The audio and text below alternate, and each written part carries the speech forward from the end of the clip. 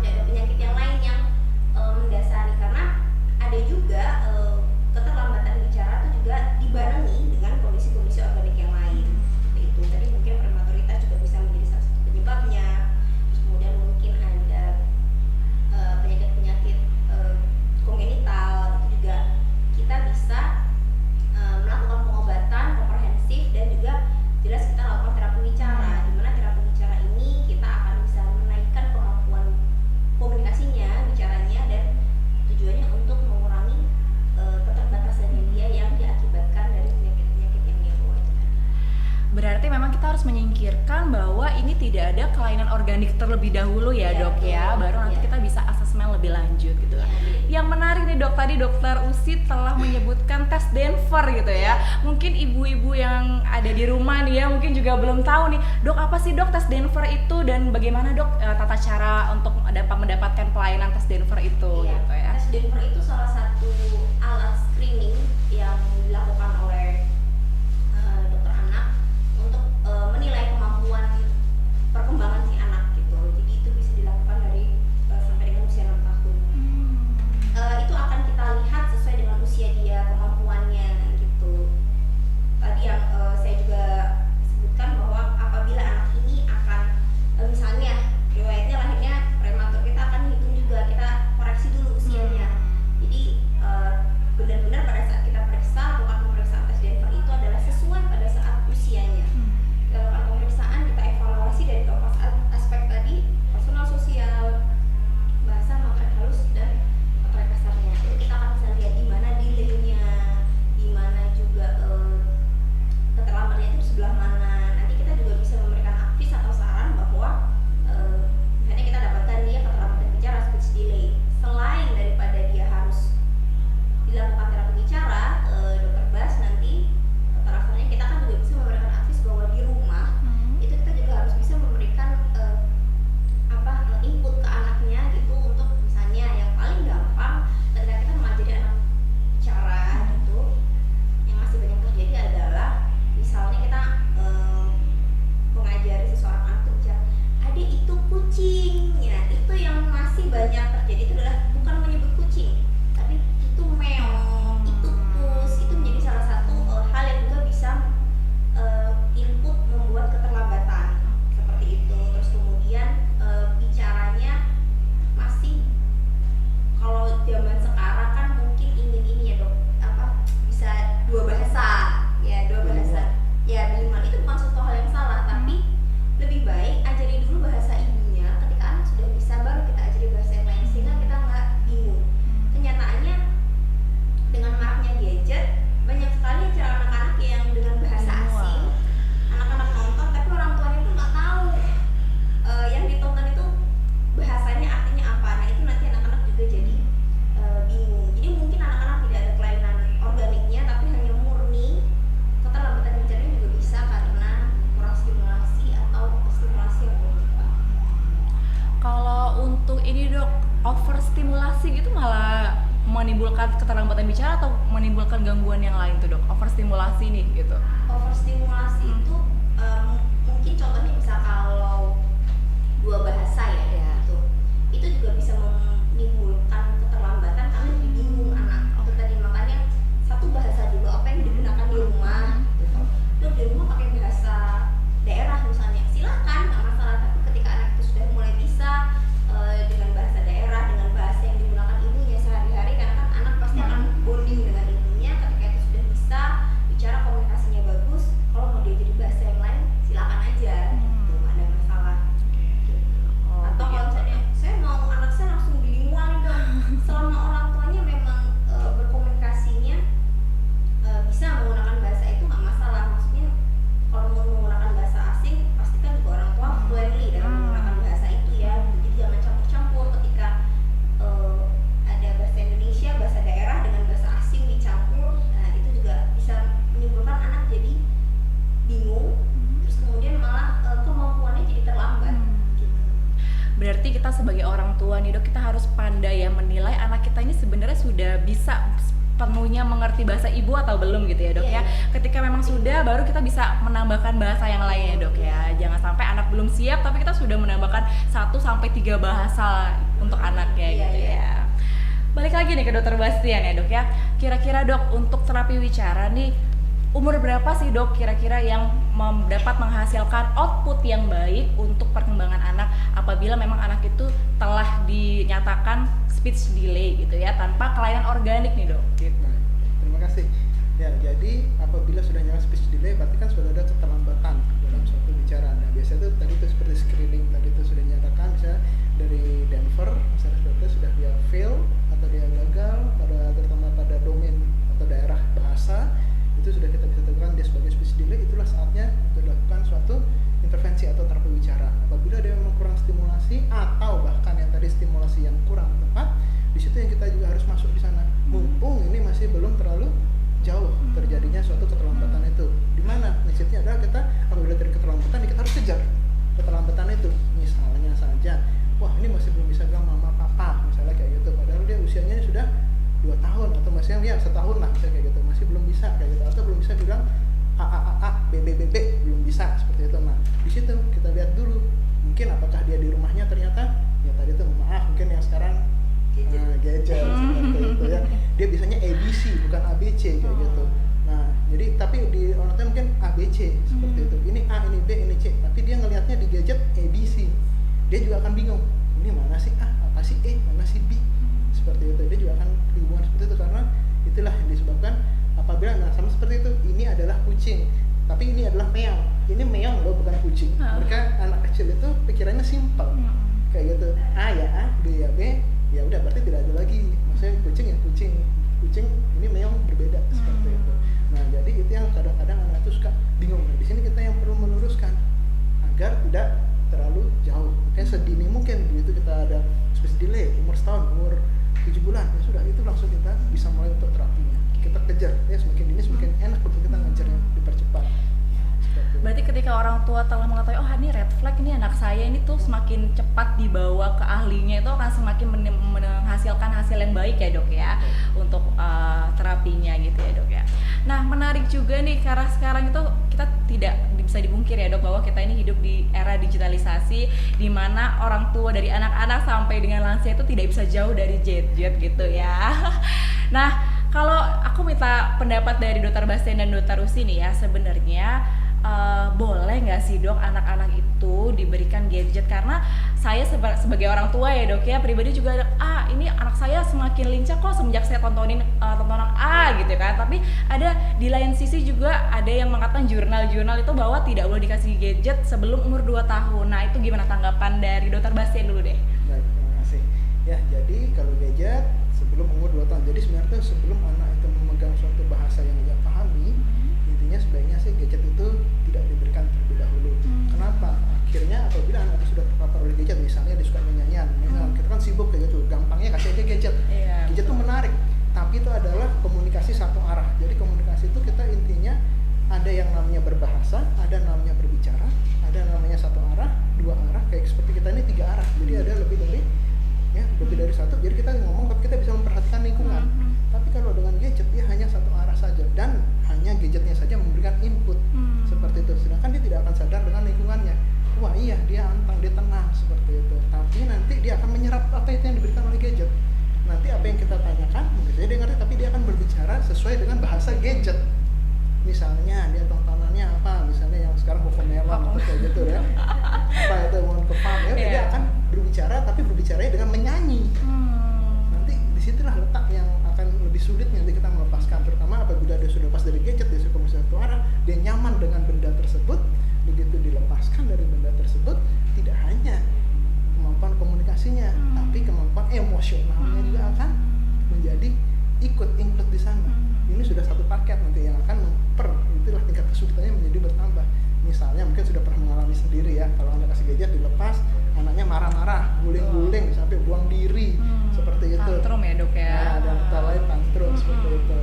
Nah itu salah satunya seperti itu efeknya. Jadi apabila anak tersebut masih belum bisa mengatur emosinya, belum bisa mengungkapkan perasaannya, itu sebaiknya tidak diberikan terlebih dahulu. Memang banyak teori beredar sebelum 2 tahun, setelah 2 tahun diberikan 1 jam dulu. Dia bilang 2 jam boleh, ini untuk pengetahuan. Apabila anak tersebut sudah bisa beremosi dengan baik, apabila anak tersebut sudah mampu mengutarakan, ya menurut saya, ya walaupun dia berbahasa yang tidak bagus, ya seperti saya bilang, bahasa dan komunikasi. Ya mungkin dia bisa berbicara, tapi grammarnya, tapi tata bahasanya bisa aja kebalik-balik. Dari mana dia dapat seperti itu? Misalnya saya mau makan, saya makan mau, saya makan mau, udah yang seperti itu. Kebolak-balik gitu ya dok. Dia bisa komunikasi, dia bisa berbicara, tapi dia tidak bisa sesuai dengan berbahasa yang baik dan benar seperti itu. Berarti memang efeknya juga nanti akan mempengaruhi kemampuan berbicara dari si anak ya dok ya. Jadi memang betul kata Dr. Rusi, memang pegang dulu satu bahasa ibu. Setelah dia mengerti, dia mampu mengutarakan apa yang dia mau, ya minimal menunjuk apa yang dia. Ya biasanya kan kalau tahap perkembangan anak itu misalnya mau maam, bisa dia ngambil belakangnya dulu tuh, mam minum. Ya itu bukan, tapi dia sudah bisa berkomunikasi itu, bahasanya sudah ya setengah benar lah seperti itu kan.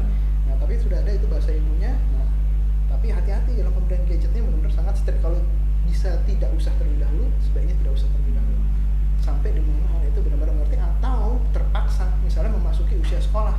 Nah sekarang kan banyak tuh hybrid seperti itu ya, tapi itu kan sekolah juga biasanya sekolahnya ngerti kayak gitu kan ya. Sekolah itu dia hybrid, itu dia ada waktu gadgetnya tapi pakai gadget misalnya hanya beberapa jam saja, setelah itu off, mungkin habis itu di hari berikutnya mereka tatap muka seperti itu ya. Karena kalau terlalu berpengaruh walaupun itu sekolah, tetap itu adalah gadget. Berarti dari sudut pandang Dokter Bastian, kalau bisa tidak dikasih gadget, jangan dulu deh gitu ya, mendingan stimulasi secara langsung ya. Kalau dari Dokter Lucy sendiri gimana nih dok? Saya sebenarnya setuju ya dengan Dokter Bastian itu, karena pada intinya adalah ketika kemampuan bahasanya, kemampuan berbicaranya itu belum baik, benar, ya itu mengganggu sebetulnya. Di beberapa referensi dan itu juga disebutkan bahwa sama tadi Dokter Bas bilang, ada yang mengatakan tidak boleh sama sekali, ada yang kurang dari 2 jam dalam satu hari ya, bukan dalam sekali pemakaian misalnya sisi ini 2 jam nanti 2 jam, enggak, tapi dalam satu hari. Cuman seiring perkembangan zaman juga kemudian ada pasien-pasien yang dok nggak mungkin dok nggak dikasih gadget, Betul. Ketinggalan ini apa segala macam, saya ini sibuk banget gitu. Iya sih gitu memang, tapi kita juga harus menyadari dulu bahwa anak-anak itu belum waktunya. Bahkan ada beberapa referensi yang mengatakan di usia-usia tertentu hanya boleh menggunakan gadget untuk video call dengan orang tuanya aja. Jadi sekedar say hi gitu. Nah itu sudah ada beberapa referensi yang juga mengatakan seperti itu, dan banyak yang beredar dan masih banyak digunakan adalah kurang dari 2 jam dalam satu hari. Dan yang harus diketahui adalah itu harus di bawah pengawasan dan pantauan dari orang tua. Jadi apa yang ditonton, bahasanya apa, karena sekarang juga banyak kartun yang dia lucu nih ya dari segala tampilan, dari segi animasi, tapi dia tidak memunculkan kemampuan berbahasa yang baik. Jadi cuma gerak-gerakan aja, cuma nyanyi-nyanyi aja, nggak jelas, cuma lalalali. Dan ketika anak melihat itu kan gambar benda bergerak, ada cahayanya, warna-warni, itu menyita konsentrasi yang tinggi pada anak, jadi dia fokus sekali ke situ. Nah itu kemudian juga bisa menjadi menimbulkan satu bentuk bahwa si gadget itu sudah membuat gangguan perilaku, atau kita mungkin sebenarnya dia adiksi terhadap gadget tersebut. Nah itu nggak boleh gitu. Itu adalah sesuatu yang sangat mengganggu, jelas sangat berpengaruh pada tumbuh kembangnya dan personal sosialnya nanti gitu. Kadang-kadang yang masih banyak terjadi ketika anaknya mulai marah, ini orang tuanya ngalah nih dong kan gitu. Udah kasih lagi gitu. Karena dengan kita beri lagi gitu, ini kita justru memberikan input yang buruk gitu pada anak kita, membiarkan perilaku personal sosialnya makin tidak baik. Ya gimana dong habisnya ngamuk gitu. Jadi ada beberapa yang kemudian pada akhirnya ibu lebih memilih untuk tidak, anaknya yang penting diem gitu. Karena anak diem anteng itu belum tentu bahwa dia diem anteng dalam kondisi yang baik. Nah itu yang harus sangat diperhatikan pada ibu sama ayah sekarang ini juga, untuk tidak gampang memberikan gadget tepatnya. TV itu juga sama gitu. TV, YouTube gitu. Ada juga yang berpendapat gadget itu hanya sebuah handphone gitu ya. Tapi nonton TV nggak nonton, sama aja ya. Sama aja gitu, tuh sama aja. Apalagi mungkin banyak tontonan-tontonan yang di televisi sekarang itu memang belum usianya. Nah ketika itu diserap oleh anak, mereka kan belum bisa mencerna nih, maksudnya mencerna apakah ini bohong-bohongan, ini adalah sebuah setting. Nah itu mereka belum bisa mencerna karena tidak ada yang mendampingi. Nah kemudian ya udah ditelan bulat-bulat gitu aja, dianggap itu adalah sebagai siklus kehidupan sosial yang biasa aja, dan itu dilakukan nanti kemudian ya itu menjadi masalah personal sosialnya di situ. Berarti memang sepakat ya dok ya, bahwa memang gadget itu tidak baik untuk diberikan di anak-anak ya dok ya, sampai dia usia sekolah seperti itu ya dok ya, karena bisa menimbulkan gangguan dari komunikasi, gangguan sosial, emosional dan lain-lainnya. Baik dok, nanti ini izin kita menjawab pertanyaan dari sahabat Rumah Sakit Mitra Husada ya dok ya, nanti bisa dijawab secara bergantian. Dari Widya Stuti 891, dokter saya mau tanya dok, anak saya itu umur 2,5 tahun, tapi bicaranya hanya beberapa kata yang diikuti, itu pun hanya akhirannya saja, dan beberapa kata kadang menghilang. Ini mungkin dari dokter Usi, lalu nanti ke dokter Bastian ya dok untuk terapi. Oke. 2,5 tahun ya. Iya. Di 2,5 tahun itu memang seharusnya di 2 sampai 2,5 tahun itu anak sudah bisa mengucap sekitar lebih dari 100 kata dengan 2-3 frase, menyebut nama orang, menggunakan kata ganti, mengerti perintah, dan 75% dari pembicaraannya dia itu sudah harus bisa dimengerti. Artinya kalau masih sepatah-sepatah ini berarti ada Itu sesuatu tadi, ya dok ya. Kalau misalnya memang dari ada sepatah-sepatah itu, kalau saran saya lebih baik memang dibawa untuk periksa, kita screening gitu. Nanti kan kita juga butuh data tentang kelahirannya, usia kelahiran, berat badan lahir, terus kemudian kemampuan apa saja yang dari usia 0 sampai dengan saat ini dia 2,5 tahun ya, tadi 2,5 tahun itu dia sudah bisa apa aja. Biasanya akan kita tuntut dulu nih di usia-usia misalnya 1 sampai 6 bulan dia udah bisa apa bu gitu, atau mungkin kita akan bertanya dia udah ngomong babblingnya itu di umur berapa. Ada beberapa kondisi dengan kelainan organik atau ada penyakit-penyakit tertentu yang kemudian dia regresi, tadinya sih dia udah bisa, dia sudah sesuai dengan usia, kemudian pada di usia-usia tertentu kok makin lama makin hilang. Nah itu ada kondisi yang seperti itu harus kita pastikan. Kalau misalnya tadinya udah bisa dok, lancar, sesuai usia, terus tiba-tiba hilang, atau ya memang dari awal dok dia belum bisa apa-apa, itu akan beda treatment lagi kan, akan beda tata laksana lagi. Kita mau ngapain nih? Perlu nggak sih pelacakan? Selain saya harus rujuk ke dokter bas untuk terapi bicara, perlu nggak sih saya lakukan pemeriksaan yang lain? Apakah screening pendengarannya, atau apakah saya mungkin harus screening ada infeksi intrauterine sebelumnya? Itu kan menjadi penting di situ. Tapi kalau dari sekilas 2,5 tahun yang hanya di kata-kata belakangnya saja itu sudah jelas sebuah bentuk keterlambatan ya secara tidak langsung nih. Walaupun kan saya memang belum lihat langsung. Oke, berarti untuk Ibu Widya Stuti ini bisa konsultasikan langsung anaknya ya dok ya ke Rumah Sakit Mitra Husada, ke dokter Usi Mudapati spesialis anak, supaya bisa diakses secara tepat sehingga terapi yang didapatkan juga tepat gitu ya. Selanjutnya kita ke pertanyaan selanjutnya ya dok ya, karena ini masih banyak sekali pertanyaan dari sahabat Rumah Sakit Mitra Husada. Dari Ibu Yuliana, maaf dokter, saya ada pertanyaan. Anak saya ada gangguan pendengaran sangat berat dan saat ini memakai alat bantu dengar. Apakah anak saya bisa mengikuti terapi wicara dan apakah ada penanganan lain yang lebih efisien dok? Silakan dokter Bastian. Baik, terima kasih. Nah, di sini anaknya kalau boleh tahu umur berapa dulu? Nggak disebutkan dok. Sudah disebutkan ya umurnya ya. Jadi kalau dia sudah memiliki alat bantu dengar kan itu juga tergantung kepada kan yang namanya proses berbicara ini kan kita proses setelah suatu ada masukan input seperti itu, kemudian kita memproses di otak kita, kemudian kita output. Kita berbicara kan bukan suatu output ya kan, hasil dari pemrosesan yang telah kita input. Nah jadi kita juga perlu tahu nih sejak usia berapa diketahui punya gangguan pendengaran ya kan. Kemudian misalnya kalau dia sudah dari kecil tidak bisa mendengar, kemudian dia cepat dideteksi dini, misalnya dari kecil pun sudah pakai alat pendengaran, berarti kan di sana sudah ada input. Nah kalau sudah ada input di sana, dari saat itulah kita mulai bisa. Nah atau mungkin dia sudah baru 2 tahun, wah kok anak saya belum bicara nih, ternyata pendengarannya baru diketahui pada saat usia 2 tahun. Nah, berarti kan di sini harus kita mulai lagi dari nol. Kita berikan lagi input-input yang sesuai di saat itu. Ya jadi apabila dia sudah menggunakan alat bantu dengar, ya memang nanti kalau ada usia kita akan membantu ya data usia itu ya. Nah jadi disitulah kita bisa mulai memasukkan suatu input atau stimulasi lagi, kita ajari lagi dari awal seperti itu. Karena dengan mendengar, nah kemudian dia juga harus menggunakan semuanya ya, baik itu visualisasinya, bahasa mulut kita, gerakan mulut, gerakan lidah, itu dia akan melihat juga seperti itu. Plus dengan pendengaran nanti dia akan kita proses di otak sehingga menghasilkan suatu output berupa suara, berupa kata-kata seperti itu, komunikasi. Jadi begitu dia sudah bisa mendengar, ayo langsung segera.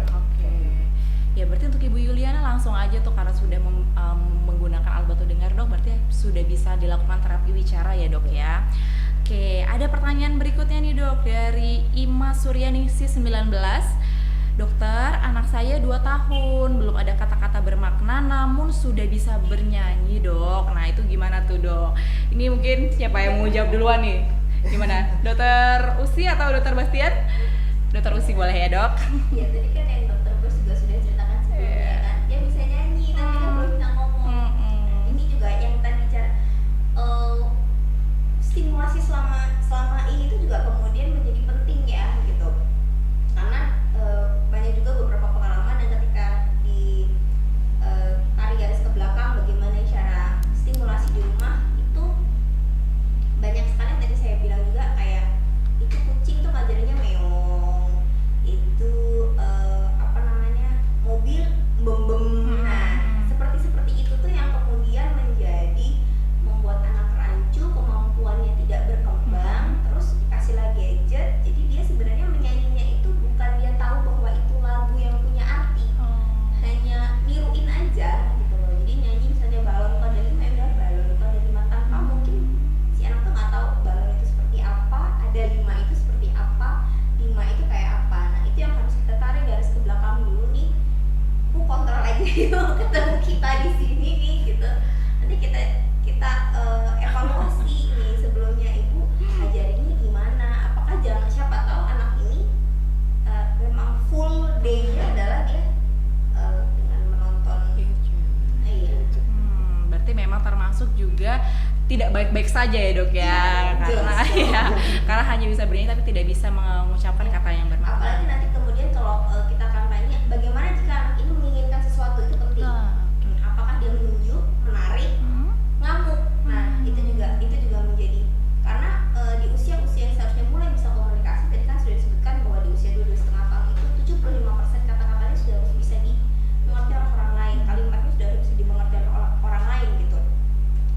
Kenapa dia kemudian kalau menginginkan sesuatu pasti kebanyakan berakhir dengan ngamuk, karena dia frustasi sendiri kan gitu loh, dia nggak paham input dari orang lain nih ngomong apa ibaratnya gitu, dan ketika dia mau menyampaikan juga ibaratnya gue mau ngomong apa ya, gue nggak ngerti. Nah itu dia jadi frustasi, pada akhirnya dia hanya ngamuk. Nah itu harus diluruskan dulu.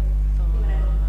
Ya. Gimana dokter Bastian mau menambahkan? Setuju sekali. Ya, berarti kan mungkin dari penyebabnya kan itu, penyebabnya itu memang kemungkinan besar ya memang dari pemaparan stimulasi yang kurang tepat pada saat di awal, sehingga ya tadi tuh anak tuh ya simpel aja, berarti oh ini tuh yang benar, anak tuh nggak bisa bedain, oh berarti ya itu dia perilaku sosial, cara berbicara tuh dengan bernyanyi seperti itu. Jadi tiap kali mau makan apa, misalnya kita seperti mau makan apa sekarang, nah misalnya bisa aja dia akan menjawabnya seperti itu kayak gitu.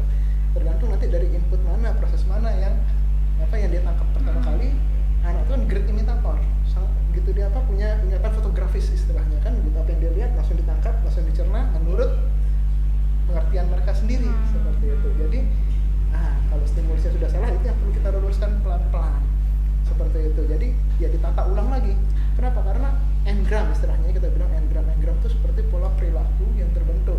Misalnya kalau kita nulis pakai tangan kanan sudah biasa nih, kita mau menulis pakai tangan kiri, ya kita harus belajar lagi. Nah itu harus lurus lama seperti itu. Nah ini lagi yang kita harus ajari ke anak, ajari lagi pola berkomunikasi, riset lagi dari awal seperti itu.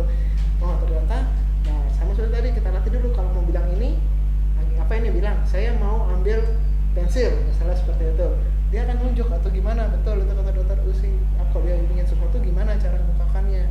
Nah dia harus kita bilang dulu, harus agak dia sedikit tega berarti ya dok ya, bilang ini pensil, kalau mau ini bilang dulu kayak gitu. Kadang-kadang anak juga nolak, Males ya dok ya, akhirnya guling-guling ya bilang, nah kalau kayak gitu sakit ya, mungkin dia nggak ngerti, tapi mungkin dengan kita pakai bahasa tubuh, mau nggak mau kita harus gunakan bahasa tubuh juga, ini sakit, kalau kamu guling kamu sakit seperti ini, nanti justru kamu tambah tidak dapat.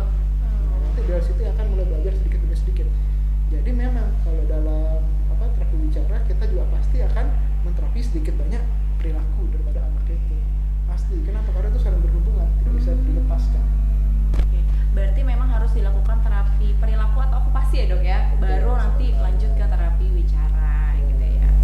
Dokternya tega ya dok ya. Tega. Iya, harus kejam ya, nggak kayak tega ya. Bukan tega, karena beberapa juga pernah mendapatkan kasus dok, itu menyetop sendiri atau menghentikan sesi, entah itu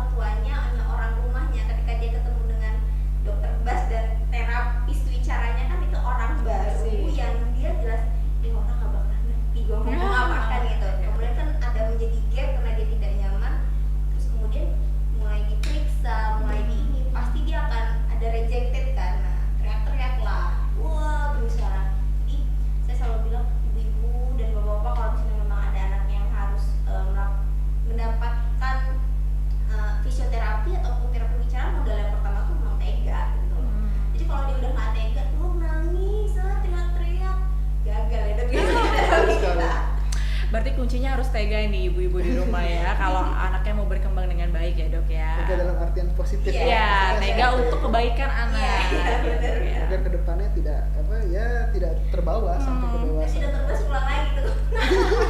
Dari awal lagi ya dok ya, pakai lama terapinya. Udah banyak yang masuk di dok pertanyaannya ya. Izin jawab satu-satu ya, ini dari Sambal Andalan. Izin bertanya dokter, kalau anak usia sudah 8 tahun belum bisa melafalkan huruf R dengan benar, apakah sudah terlambat untuk diterapi? Silakan dokter Bastian. Baik, terima kasih ya. Jadi itu kan masalah fonase atau vokalisasi istilahnya ya. Jadi kita lihat dulu apakah dia punya misalnya masalah organik lagi atau tidak. Misalnya kok bisa sih bilang R itu kan bahasa memang yang paling sulit. Bagaimana sih kok kita bisa berbicara gitu dulu kan? Berbicara itu kita perlu apa? Napas yang bagus dulu. Dari napas naiknya ke saluran napas bawah ke saluran napas atas. Saluran napas atasnya di situ ada yang namanya yang kita tahu dengan saluran laring itu ada kan pita suara. Nah, di sana juga getarannya bagaimana, resonansi seperti itu. Kemudian keluar lagi sampai ke rongga mulut, bagaimana gigi-giginya, bagaimana lidahnya. Nah, struktur anatomi lidah ini menjadi sangat penting. Struktur daripada langit-langit atas, langit-langit bawah itu juga harus kita lihat. Itu juga menjadi struktur yang sangat penting. Apakah ada atau tidaknya gangguan anatomi terlebih dahulu? Ya, apabila suatu tidak ada, nah di situ kita bisa mulai juga sebagai terapi bicaranya. Di mana kita bisa bilang apa? R seperti itu. Kalau dia huruf tunggal sulit. Jadi kita bisa masuk melalui kata-kata seperti itu, kata-kata atau kalimat dimulai dulu. Misalnya kadang-kadang ada orang nggak bisa bilang rasa seperti itu. Tapi kalau dia misalnya bilang goreng, kadang bisa seperti itu. Ya, jadi kita lihat dulu kemampuan dia, kata mana yang dia bisa, di sana kita masuk terlebih dahulu. Baru setelah itu kita kasih contoh dulu seperti itu, goreng seperti itu, rasa. Nah, di situ ada getaran kan. Kenapa kita perlunya atas, tangan atas, ke bawah dan lidah. Pastikan dulu dia benar, kemudian bisa kita mulai untuk terapinya. Berarti kalau umur 8 tahun terlambat nggak ya dok untuk terapi bicara dok nih? Nah, kalau 8 tahun memang kita perlunya waktu, itu dia sudah perlu engram. Oke, engram itu kalau menurut penelitian itu kita bisa membuat itu suatu kebiasaan. Contohnya apa? Misalnya, ya yang lebih gampang lah terlihatnya anak orang jalan jinjit. Orang jalan jinjit. Kalau Anda mau jalan jinjit terus itu dianggap normal bagi otaknya. Ya, yang jalan jinjit seperti itu. Kita jalan jinjit aja selama 6 minggu, maka akan terbiasa lah dengan jalan jinjit. Jadi batas waktunya biasanya untuk membentuk engram kita perlu waktu 6 minggu. Jadi dia harus terapi secara rutin seperti itu selama 6 minggu. Bagusnya setiap hari. Oh, berarti Bagusnya. Ya. berarti effortnya harus lebih banyak dibanding Betul. usia yang lebih muda ya dok ya. Betul. Kalau penelitian itu yang tercepat itu kita membentukkan engram itu selama 6 minggu seperti itu. Jadi memang harus R. Jadi gitu dia salah, ayo sebut lagi. Gitu dia salah, ulangi lagi. Di awal-awal sulit, ya sangat sulit seperti itu. Ya, berarti untuk ibu atau bapak ya sambal andalan tadi itu ya, jangan khawatir ya, tetap bisa diterapi. Jadi konsultasikan aja langsung kepada ahlinya ya. Next ya, untuk pertanyaan selanjutnya dari Ibu Reka Trisnawati. Ini mungkin tuh dokter Usi nih ya. Dokter, izin anak saya sudah 7 tahun, sampai sekarang sepatah kata pun nggak ada yang bisa keucap. Dan anak saya anak ADHD. Kira-kira gimana ya dok buat mengatasi anak saya? Ya, kan ibu tadi dijelaskan anaknya ADHD ya. Di anak ADHD itu juga anak ADHD atau ASD itu banyak yang muncul dengan keterlambatan bicara gitu. Tapi sekali lagi nih yang kan 7 tahun, kita ada baiknya untuk kita juga pastikan bahwa memang sekali lagi tidak ada kelainan organiknya gitu. Apakah dia memang tidak ada bawaan atau juga mungkin tipe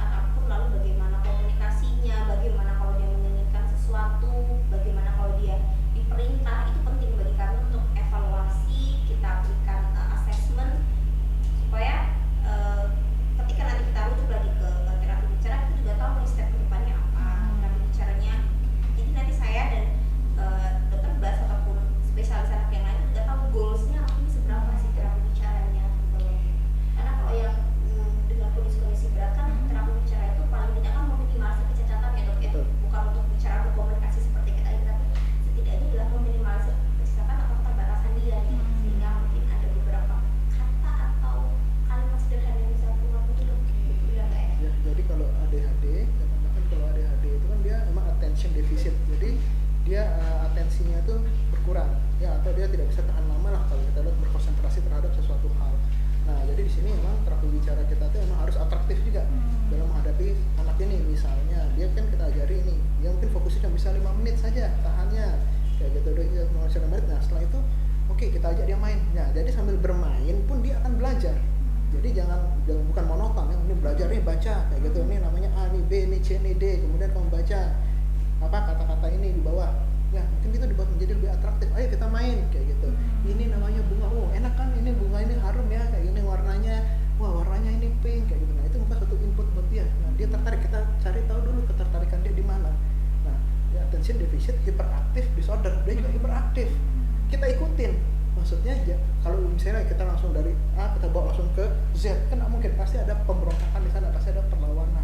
Nah jadi gitu dia hiperaktifnya muncul, ya kita ikutin, dia mau lari-lari, ayo lari-lari, ya kita juga ikut. Misalnya lari-lari, ayo lari-lari, lompat, ini namanya lompat ya. Jadi kalau kamu mau lompat, ini namanya lompat, tinggal bilang. Tadi adik mau main apa, bilang, ini menjadi lebih gampang. Nah jadi dia mengerti, oh ternyata kalau saya bilang tuh lebih enak ya mainnya ya. Wah ternyata gini tuh enaknya kalau dibicara, ini tuh enaknya kalau kita dimengerti, misalnya kayak gitu. Nah itu yang harus kita tanamkan lagi, munculkan lagi pada anak itu. Nah jadi ya maksudnya nggak langsung dari, ini yang benar, ini yang benar. Nah kalau kita kasih tahu ini yang benar, ini yang benar, pasti akan ada rejected kan, penolakan di sana juga. Nah, responnya malah negatif. Tapi kalau kita maksudnya perlahan-lahan, kita ganti misalnya dari yang salah, yang sebenarnya salahnya di benar, tapi kita maksudnya secara perlahan-lahan, mulainya itulah seninya di sana dari terapi bicara itu. Begitu ya Ibu Reka ya. Jadi emang ini ada dua. Betul. Harus tenang ya dok ya. Nggak bisa keburu-buru itu dalam arti begini, orang tua juga tidak bisa bilang udah 1 bulan nih dok nggak ada kemajuan ya. Itu tuh yang kemudian kalau ketemu yang begitu tuh dicurhatin begitu kadang pasti bukan cuma saya atau misalnya ada yang lain, dokter itu juga ya pelan-pelan bu gitu pastinya. Karena Betul, kita semua butuh proses dan itu kan juga tergantung dari kondisi berat ringannya Penyakit. mereka masing-masing kan dok ya gitu. Karena pasien satu dengan yang lain Beda. mungkin sama-sama ADHD atau mungkin sama-sama speech delay yang kurang stimulasi, tapi kan mereka semua datang dengan modalitas yang berbeda-beda gitu, dan kita memberikan terapi juga pasti kan sesuai dengan modalitas masing-masing. Jadi sebulan belum ada perkembangan, padahal mungkin bagi kami dokter atau terapisnya ini udah oke banget nih dalam 1 bulan ini gitu. Harus sabar. Harus sabar bu kuncinya ya. Betul sekali. Karena emang kondisi anak tuh beda-beda ya dok aja. Dan jangan membanding-bandingkan dengan anak yang lain ya dok ya. Takutnya kok dok nggak ada perubahan sih karena dia membandingkan dengan kakaknya misalnya atau dengan Iya. sepupunya gitu ya dok ya. Kondisi anak yang sakit itu atau anak dengan kondisi khusus, entah itu speech delay, ADHD atau apa, itu memang lebih baik tidak membandingkan dengan anak lain yang tidak kondisinya seperti anak tersebut, ataupun tidak membandingkan dengan anak yang kondisinya sama. Misalnya kita bicara sama-sama diagnosisnya ADHD misalnya, jangan dibandingin anak ADHD si A ADHD, anak saya juga ADHD misalnya seperti itu terus dibandingkan, tidak. Tapi kalau membandingkan adalah pada saat belum diterapi dengan pada saat ini diterapi kemajuan apa. Tapi karena kalau kita bandingin dengan orang lain yang meskipun diagnosisnya sama, modal awalnya tuh pasti Beda. berbeda. Betul. Nanti frustasi sendiri loh namanya. Betul sekali dok. Jadi begitu ya Ibu Reka. Jadi langsung aja konsultasikan anak ibu ke rumah sakit Mitra Husada. Dokter selanjutnya dok, untuk faktor lingkungan juga mempengaruhi ya dok. Sangat berpengaruh. Misalnya kalau yang ngajarin orang tuanya dengan yang ngajarin itu orang yang bukan orang tuanya, itu sudah berbeda. Itu sangat berbeda. Kenapa? Karena dia menganggap suatu orang tuanya ini adalah tempat dia berlindung. Dia sangat nyaman, dia akan keluar. Misalnya anak itu kan misalnya di orang lain dia akan jaim ya, setelah kita ya jaga image dia. Anak kecil juga seperti itu, bisa. Dia jaga image, dia nurut. Tapi kok sama orang tuanya keluar bandelnya, keluar apa ya? Itu dia ya. Iya. Jadi ya setiap orang itu tidak ada yang nakal seperti itu. Keluar kreativitasnya, keluar semua seperti itu. Apa yang dia lakukan itu, wah. Jadi dia akan lebih mengekspresikan dirinya ketika ada orang tuanya. Saatnya dia berbanja seperti itu. Jadi dia tahu, oh ini orang ini pasti akan. Nah kalau saya kayak gini pasti diturutin nih karena nggak tega atau gimana. Nah disitulah letak memang maksudnya kalau kita sendiri yang melakukannya, mengulangnya di rumah. Nah di sini kita perlu seni dan kesabaran yang lebih tinggi lagi. Lebih ekstra lagi ya dok ya. Betul sekali. Kita mengulang pelajaran di rumah. Misalnya kalau diajari sama gurunya misalnya kan, gurunya di sekolah, kemudian kita ajari lagi di rumah, ya anak tuh pasti akan lebih kesana kesini, kayak gitu. Itu tingkat kesulitannya memang berbeda. Karena dia merasa, misalnya dia nyaman, jadi dia, saya nggak mungkin dimarah kalau saya tidak nurut. dengan guling-guling aja sudah ngerti kok, jadi dia malas lah untuk ngomong. Itu seperti itu sering sekali terjadi itu dalam otot tangannya. Jadi memang dari orang tua sekarang memang harus tegas, tapi bukan berarti harus dengan memarahi. Marah ya dok. Betul, karena kalau yang marah justru nanti itu bumerang ya, maksudnya dia udah punya dua sisi ya. Mungkin dalam sisi kita mendisiplinkan anak, ayo belajar misalnya seperti itu kan, ayo ini saya juga mau kamu biar bisa kayak anak lain lagi ya kayak gitu ya. Nah ya kita belajar ini PR nih dari dokternya, PR dari speech terapinya nih, PR nih harus dilakuin kayak gitu. Nah tapi kita juga harus ngontrol emosi, nggak boleh juga kita dengan kata marah, karena kalau marah itu ternyata ada penelitiannya, kita marahin anak, wah itu sudah berapa juta neuron yang hilang. Jadi itu justru akan mendowngrade lagi seperti itu. Jadi memang harus ekstra kesabarannya di sini. Oke, mulai lagi dari awal, bukan nanti kalau kayak gitu. Selain kesabaran itu kita mulai apa sih, kalau melarang itu lebih baik menggunakan kalimat yang positif nih. Betul Gitu. nih. Ya. Itu dampaknya baik banget nih buat anak-anak, karena kalau kita jangan lari gitu, hey gitu, itu susah sih karena kan tuh refleks ya, Iya. nggak boleh gitu. Jadi misalnya jangan lari, mungkin kita lebih baik mengatakannya adalah coba kalau jalan aja gimana gitu. Jadi kata-kata larangan seperti jangan, no, itu tuh sebisa mungkin kalau mau dibilang ya, kalau teorinya sih memang tidak Susah boleh sekali tuh, Dok. mungkin diminimalisir lah ya. Susah sekali tuh dok ya. Diminimalisir. Kakak adik jalan aja ya, kalau lari nanti jatuh gitu, atau jalan aja pelan-pelan gitu ya. Pasti kata-kata jalan atau tidak itu pasti masih akan terselip, tapi akan lebih baik kalau ada kalimat-kalimat yang tidak langsung melarang secara frontal gitu ya. Seperti itu ya Ibu Sinta, semangat ya Ibu Sinta ya. Selanjutnya nih untuk dokter Usi mungkin ya, dari Abi Karami, dokter izin bertanya, anak saya usia 18 bulan belum bisa minum dengan sedotan dan minum dengan gelas dan sendok. Latihan apa ya dok yang harus saya lakukan di rumah, dan apakah itu suatu keterbatasan?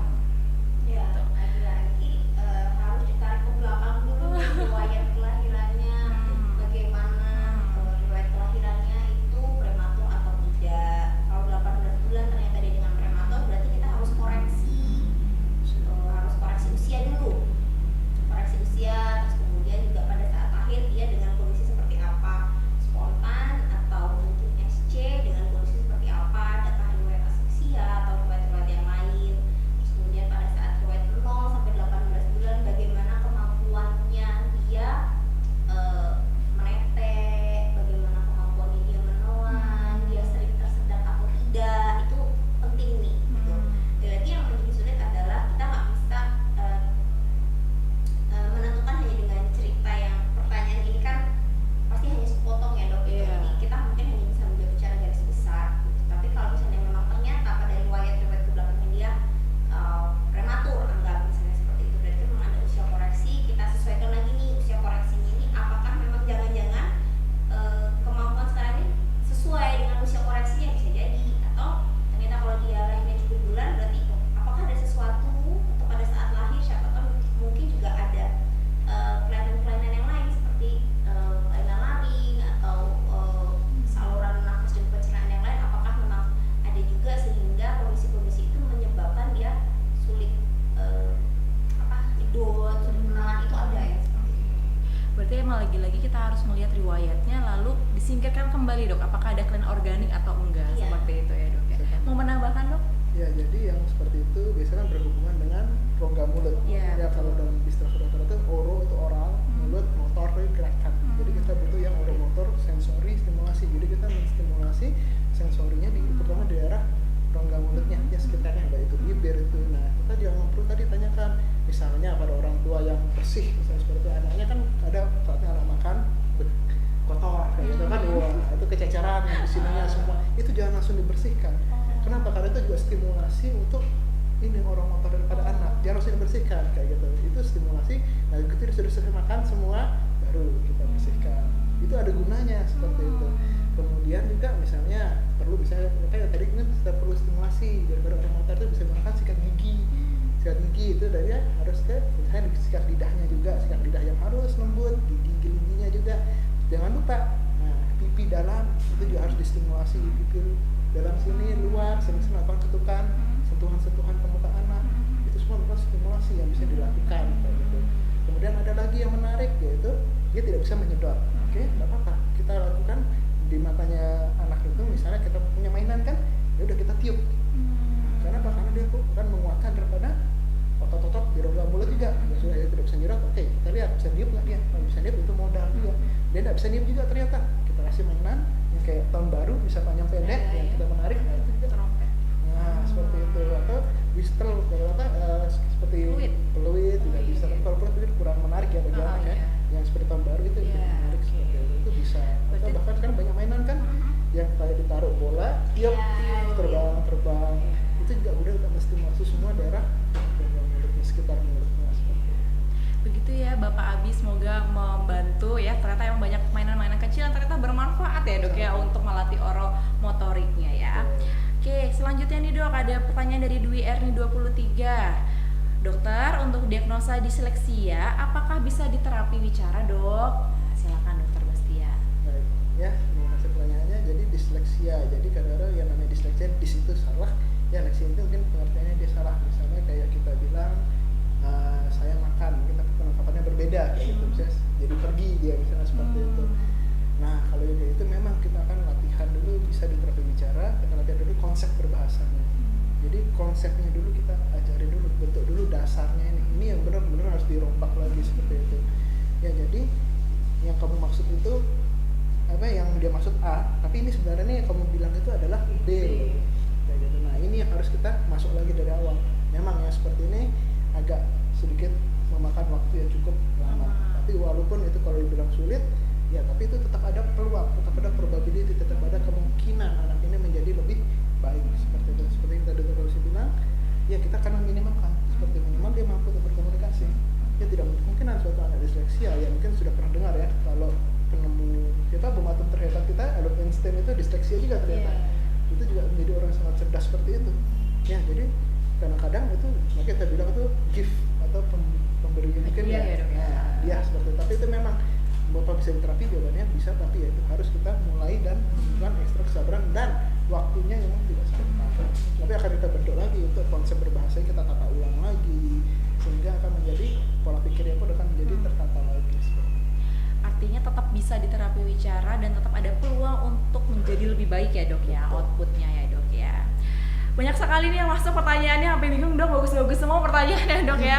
Mungkin saya memilih yang agak berbeda nih Dok ya. Mungkin ini untuk Dokter Usi Dok, dari Maya Glorina. Dokter, apakah benar terlambat naik tekstur saat MPASI bisa menyebabkan speech delay dan terlambat tumbuh kembang? Ya, naik tekstur. Jadi ini kaitannya sama MPASI ya. Gitu. MPASI itu memang sudah diawali kan kita mulai MPASI 6 bulan. Nah, di setiap usia, jadi semakin naik usia anak 6 sampai 7, 6 sampai 8 kan masih berhalus, terus kemudian naik tekstur, itu tuh sebetulnya hanya bukan semata-mata naik tekstur gitu loh, tapi tekstur yang semakin lama semakin kasar itu kan juga sebetulnya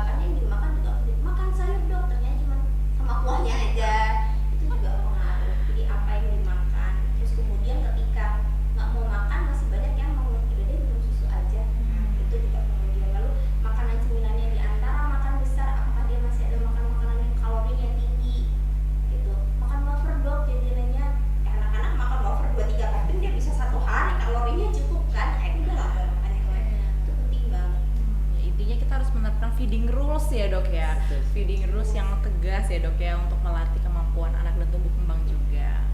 Oke dok, selanjutnya untuk dokter Bastian nih dok, ada pertanyaan dari dokter Indi_Sre. Dok, adakah permainan sederhana di rumah yang baik sebagai stimulus bicara anak-anak? Terima kasih. Baik, ya jadi untuk permainan sederhana. Ya jadi intinya kalau kita ngomongin berbicara, tadi kan jelas ya yang melatih itu dari awal pernapasan.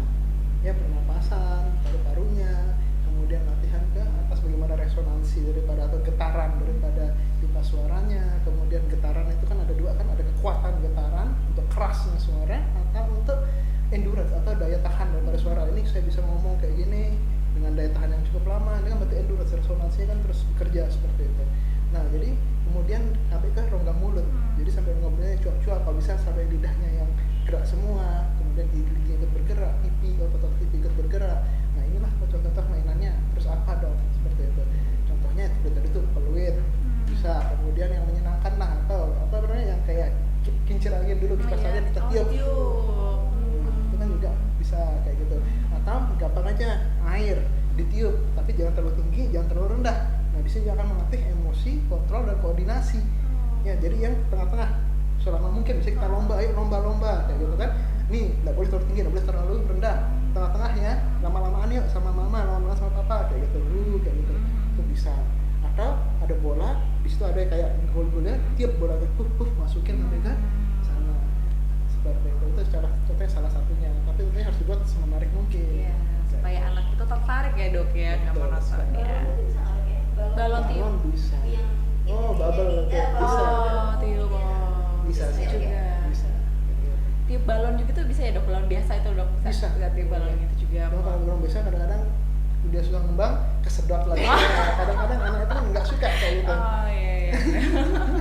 Jadi intinya memilih permainan yang sederhana tapi menarik ya dok ya, nggak harus beli yang mahal ya dok ya, cukup dibuat di rumah pakai air biasa ternyata bisa melatih stimulasi ya dok ya, gitu ya dokter Indri gitu ya.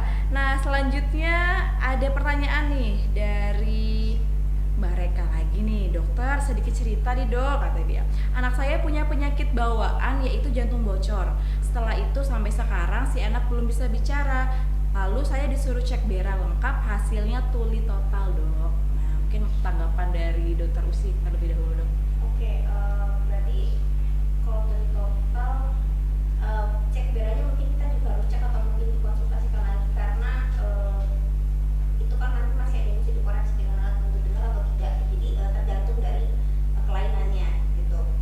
Ada beberapa pengalaman juga pasien dengan kondisi SNHL yang berat itu di frekuensi tertentu kalau nggak salah itu juga masih ada yang bisa diterapi dia dengan alat bantu dengar tadi seperti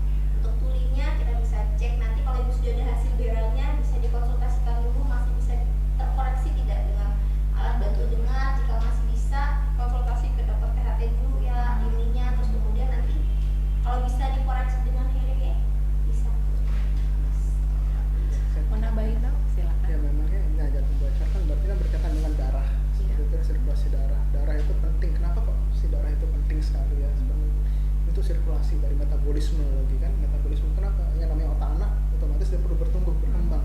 Neuronnya sangat sel-sel saraf di otak anak itu sangat banyak, itu sangat memerlukan yang namanya oksigen, nutrisi. Itu sangat penting sekali seperti itu, oksigen, nutrisi.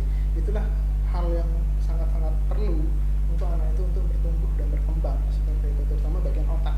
Itu harus sampai ke otak. Nah, bayangkan aja kalau jantungnya bocor, otomatis kualitas darahnya bocornya di bagian mana ya kan? Apakah dia bercampur darahnya atau dia bocornya di tempat yang lainnya, seperti itu otomatis kualitas darah itu sudah berkurang.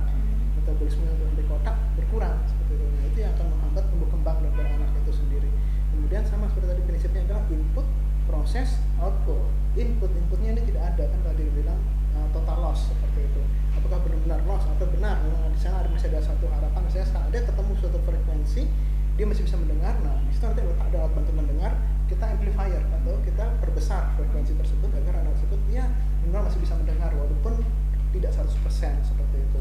Nah, selama dia masih bisa mendengar tidak 100%, berarti kan itu ada input di sana. Di situ masih ada harapan. Nah, kalau selama dia masih ada harapan, kita akan memberikan satu input itu secara adequate seperti itu. Kita usahakan seadekuat mungkin sehingga dapat diproses. Prosesnya nih mana? Otak. Lagi-lagi otaknya nih ya itu harus disuplai lagi fungsi oksigen maupun fungsi nutrisinya di sana. Baru bisa dikeluarkan suatu output. Seperti outputnya berupa yaitu tadi gerakan mulut, bibir, suara seperti itu. Itu yang akan kita usahakan. Jadi memang di sini saling berkesinambungan, tidak bisa berdiri sendiri. Nah, di sini juga kita perlu bantuan dari luar mungkin ya. Jadi ada faktor pasien sendiri, ada faktor keluarga juga harus berperan. Misalnya apa? Ya minimal jagalah udaranya biar bersih sekitarnya ya. Nah, misalnya polusi udara ya mungkin sudah tahu sendiri kayak gitu kan. Gitu. Jadi nggak boleh batuk pilek ya, anak dengan bocor jantung tuh nggak boleh batuk pilek, nggak boleh diare. Karena selama mungkin kita bicara bocor jantung itu selama masih bocor, ya pasti akan seperti itu. Jadi obat yang diberikan itu untuk meringankan kerja jantung, bukan untuk ngotok, bukan untuk nutup bocornya ya, gitu. Jadi support yang lain seperti mungkin terapi bicara atau mungkin hearing aid itu adalah memberikan support untuk quality of life-nya meningkat. Gitu. Tapi main problemnya itu kalau belum dikoreksi itu akan terus.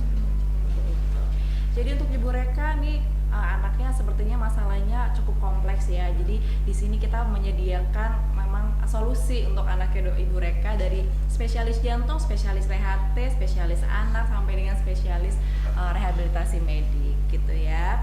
Selanjutnya nih dokter ada pertanyaan dok dari Devi Kartikawati. Dokter, untuk anak yang bermasalah dengan BB dan bicaranya, kira-kira mana dulu dok yang harus diselesaikan?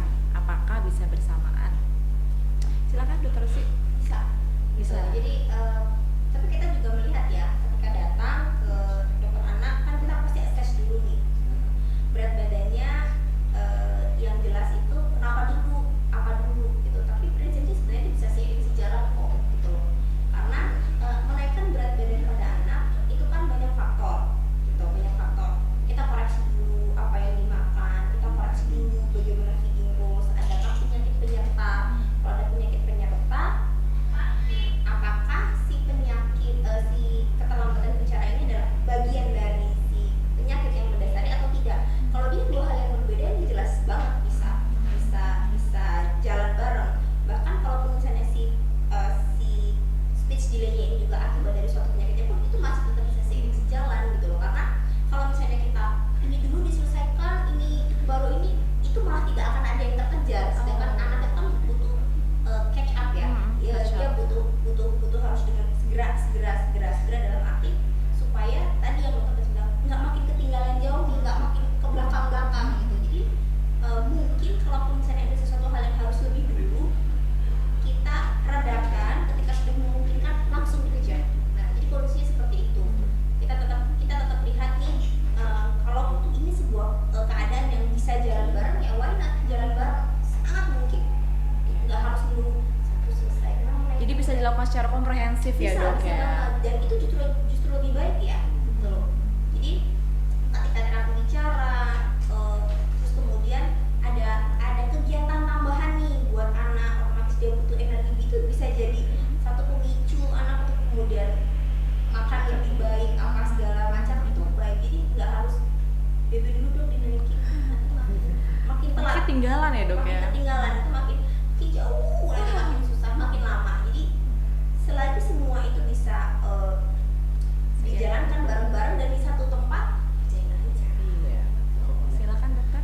Ya baik, saya tambahkan. Jadi memang prinsipnya kalau kita anak itu kan pertumbuhan otak itu masih dalam golden period ya, Iya. kita bilang masa emas kayak gitu.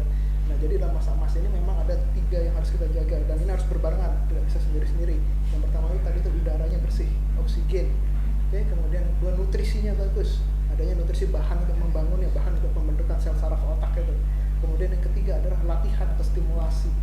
Ini harus berbarengan, nggak bisa kayak gitu. Kalau Bisa salah satunya, sendiri ya, Dok? betul, salah satunya misalnya udaranya kurang bagus ya, banyak polusi itu pasti Rokok, asap rokok nah, ya dok ya. itu pasti akan ada gangguannya seperti itu. Atau nutrisinya yang kurang, tadi BB-nya rendah, pasti akan mempengaruhi yang lainnya lagi. Pertumbuhannya pun akan menjadi tidak optimal seperti itu. Atau stimulasinya kurang juga, pasti itu akan timbul masalah lagi. Jadi ini harus berbarengan, harus kita jaga. Seiring sejalan jadi ya dok Betul. ya. Oke, kalau tadi kita sudah membahas lengkap nih dok ya, kurang lebih tentang anak nih dok. Sebenarnya nih dok, terapi bicara ini bisa nggak sih dok dilakukan untuk orang dewasa gitu? Silakan dokter Bastian. Baik, terima kasih. Sebenarnya terbicara bisa untuk orang dewasa. Contohnya pada kondisi apa? Mungkin tadi dokter juga sudah bilang kan, anak dia akhirnya ada nih sudah normal, tapi ternyata ada pada satu titik tertentu dia ternyata tidak bisa ngomong, mundur, regresi seperti itu. Nah ini juga bisa terjadi pada orang dewasa. Contohnya apa? Pada pasien-pasien yang paling sering kita kenal stroke seperti itu, atau mungkin penyakit stroke apa?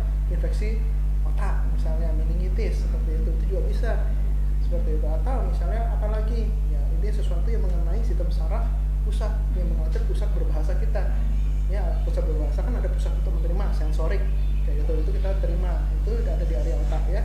Atau ada pusat yang untuk berbicara, pusat yang motoriknya seperti itu mengenai juga area bahasa, itu akan menyebabkan suatu yang kita sebut dengan afasia misalnya.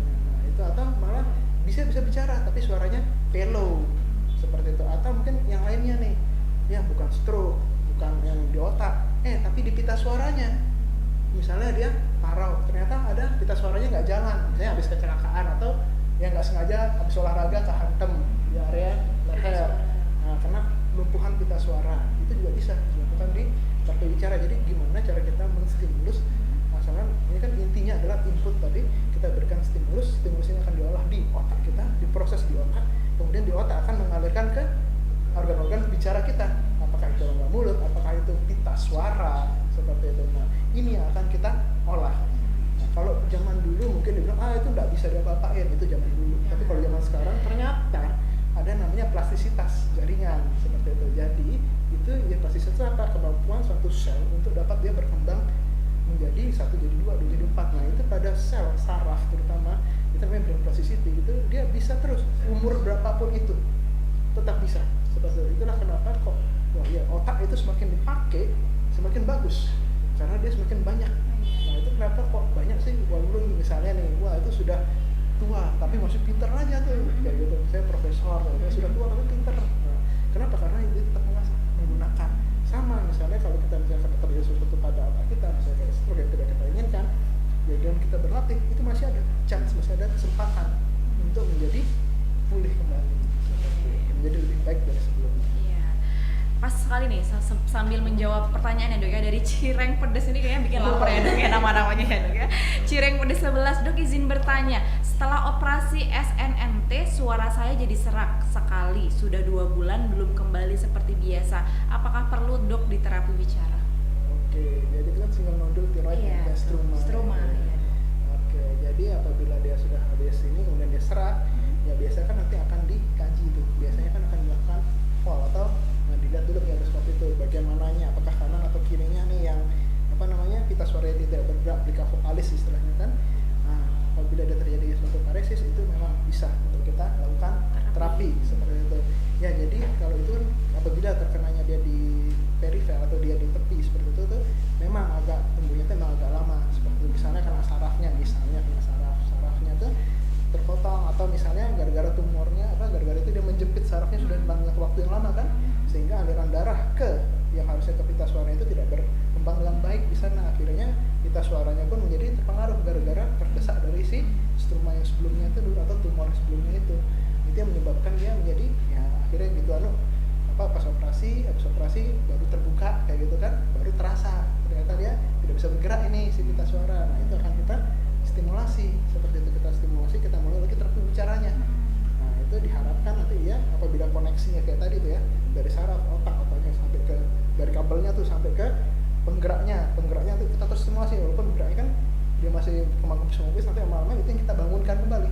Kenapa? Yang namanya itu kan dia otot penggerak, kan di sini kan otot penggerak gitu kan, kita kasih stimulasi terus lama-lama dia akan menjadi terbentuk kembali, bisa mulai bergerak sedikit demi sedikit, diharapkan muncul kembali suaranya seperti itu. Gitu. Seperti itu ya, Mas atau Mbak Cireng Pedes Cireng Pedes 11 nih ya, semoga membantu ya, tetap bisa dilakukan Betul, terapi bicara ya bicara. Dok ya.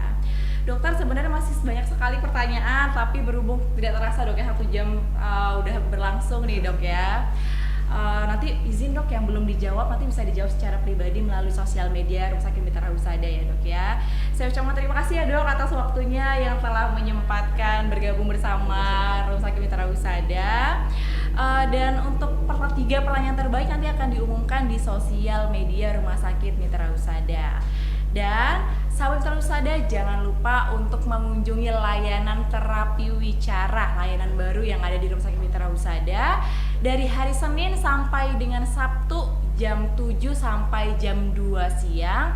Bisa pakai jaminan pribadi, asuransi maupun BPJS. Namun kalau untuk BPJS harus meminta rujukan dari Vaskes tingkat pertama. Jadi kita open sekali untuk memakai jaminan pembayaran dengan apa aja ya. Dan jangan lupa untuk follow semua sosial media Rumah Sakit Mitra Husada, baik itu Instagram, YouTube, dan Facebook, agar tidak ketinggalan info-info yang menarik terkait Rumah Sakit Mitra Husada. Saya ucapkan terima kasih kepada seluruh sahabat Rumah Sakit Mitra Husada yang telah menyaksikan live IG pada siang hari ini. Semoga apa yang telah kami sharing pada siang hari ini dapat bermanfaat untuk sahabat Rumah Sakit Mitra Husada, dan semoga sehat selalu. Saya Dr. Feva sebagai pembawa acara pada siang hari ini pamit undur diri. Mohon maaf apabila ada kata dan sikap yang kurang berkenan di hati sahabat Rumah Sakit Mitra Husada. Semoga kita semua selalu diberikan kesehatan, karena kesehatan Anda kepedulian kami. Wassalamualaikum warahmatullahi wabarakatuh. Terima kasih Dok.